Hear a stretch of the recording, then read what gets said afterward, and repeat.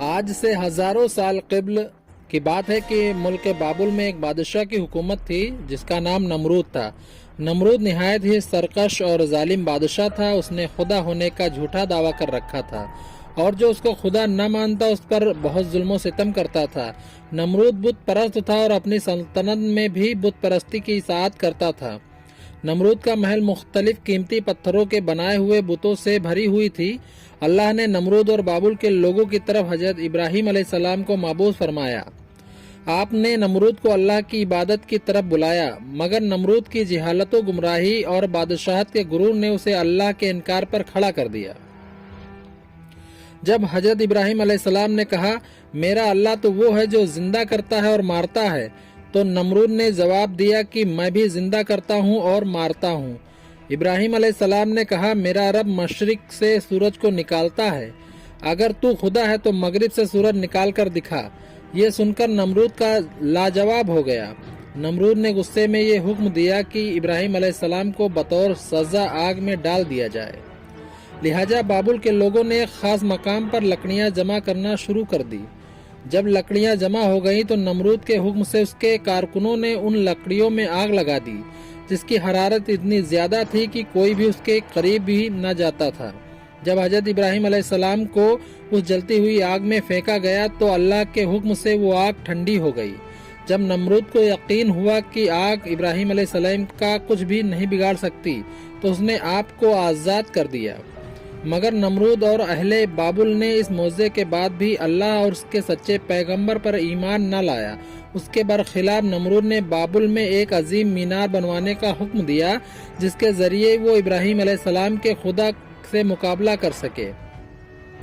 اس نے مزدوروں کو یہ حکم دیا کہ اس مینار کو اتنی بلندی تک تعمیر کیا جائے کہ بادلوں تک پہنچ جائے تاکہ وہ آسمان کے خدا سے جنگ کر کے اس کی سلطنت کو بھی فتح کر لے۔ جب یہ مینار تعمیر ہوئی اور بادلوں کو چھونے لگی تو نمرود اس پر چڑھ کر خدائی کا دعویٰ کرتا تھا اور آسمان کی طرف دیکھ کر خدا کو للکارا اور لوگوں سے کہتا کہ آسمان کا خدا کچھ جواب نہیں دے رہا کیونکہ وہ میرا مقابلہ نہیں کر سکتا۔ لہٰذا یہ دیکھ کر نمرود کو پوجنے والوں کی تعداد میں اور تیزی سے اضافہ ہو رہا تھا اور ذوق در ذوق لوگ اس کے آگے سجدہ ریزہ ہوا کرتے تھے۔